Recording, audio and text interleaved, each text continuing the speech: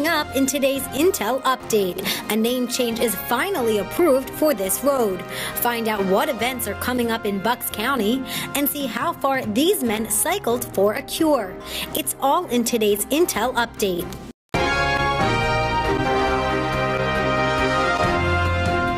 Bringing you the latest news from Bucks and Montgomery counties. This is the Intelligencer Update. Hello everyone, I'm Marielle Carbone. It's Wednesday, July 22nd. The Warminster man accused of murdering his girlfriend and staging her death as a suicide waived his right to a preliminary hearing today. Police say 38-year-old Joseph McFadden admitted to killing 32-year-old Kristen McNally of Morrisville in a Ben Salem motel where they were staying. He then allegedly staged the crime scene to look like she took her own life by wrapping a telephone cord around her neck. McFadden is charged with criminal homicide and tampering with evidence, among other offenses. If convicted, he faces life in prison. After more than 2 years of work, business owners along Old Route 202 finally got the name change they've wanted. The road, which stretches from Doylestown to Montgomery Township, will now be called Business Route 202. It's a welcome change to many.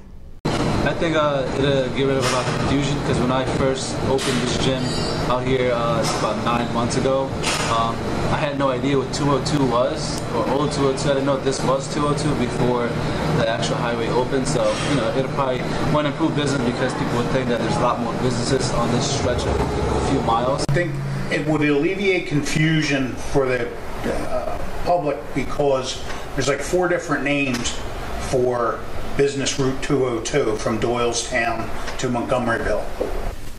I feel that it would be a good idea just to bring people back and to let them know that we, as a small business owner, we are here and I want to stay as long as business, you know, gets better.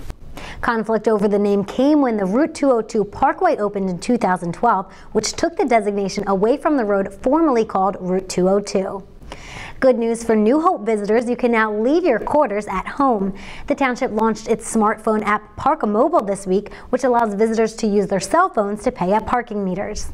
We're preparing the meters for the deployment of the ParkMobile system, and that's all based upon stickers placed on the meters and a number for each sticker. And Matt is doing that now for this particular meter.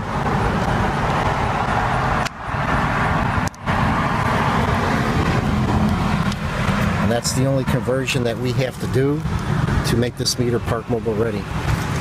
This is a win-win for the borough in that we don't have any kind of capital expenditure for equipment.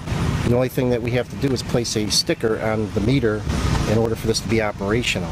So it's good for the people. They'll be able to better track their time, be able to add time to the meter so that they don't get tickets, and it makes it more convenient for the shoppers coming to the Borough of New Hope. Cummings says the new parking system is more efficient for both parkers and parking enforcement officers.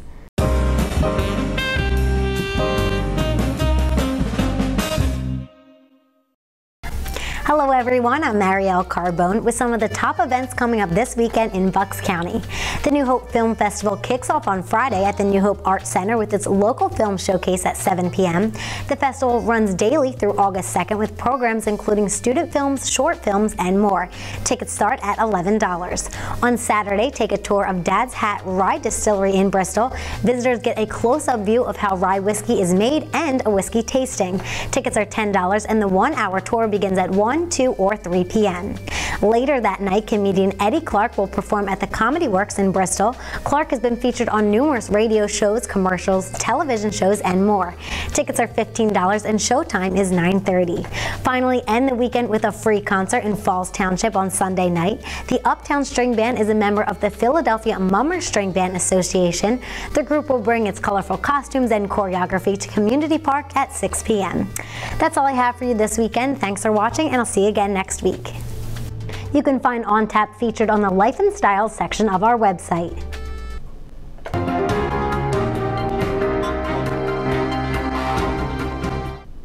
It was a tough game for the Roslyn Blue Hawks yesterday. The team lost 9-2 against Downingtown, marking the end of their season and their time in the Region 3 American Legion tournament. The Roslyn American Legion baseball team closed the book on a historic season on Tuesday at Cairn University, falling to undefeated Downingtown 9-2 in a Pennsylvania Region 3 elimination game. The Blue Hawks hadn't been in this tournament for 25 years and made it to day 4, farther than any other local team. Well, I guess my parting thoughts are, last year was such a disappointment when we just fell a little bit short and we thought we had it, and we just didn't quite finish it at the finish line. This time we went all the way to the end. And that's what I was telling the guys here. I said, I don't want to rehash everything about the game. I just want to tell you just how proud I am that you guys battled real hard. You had a great season. We won the championship. And not only did we get in here in regionals, but we went deep in the playoffs. And I said, something, we lost to a good team. It's an outstanding team. They were hitting the ball hard, and they were fielding the ball well, and we can hold our heads high. Roslyn's tight-knit group of players, almost all of whom played together at Abington High School, won the Lower Montco title this summer, the program's first league championship since 1990. Roslyn finished the season with a 20-7 record. A welcome back reception was held at the ABB facility in Warminster yesterday. The event celebrated an employee and a cancer and heart transplant survivor who are cycling across the country. Along the way, the two men are raising money for the Leukemia and Lymphoma Society. About 10 years ago, in 2005, both my parents passed away. My father from cancer, my mother from orthopedic. And I just wanted to help raise money to find a cure for cancer and a cure for heart disease. I'm a little emotional now. But it's been one of those adventures. Some days I never thought I was going to get it done, but we just kept going and we got it done, and hope this all works towards the cure for cancer, heart disease, and organ donation awareness. Everybody should be an organ donor.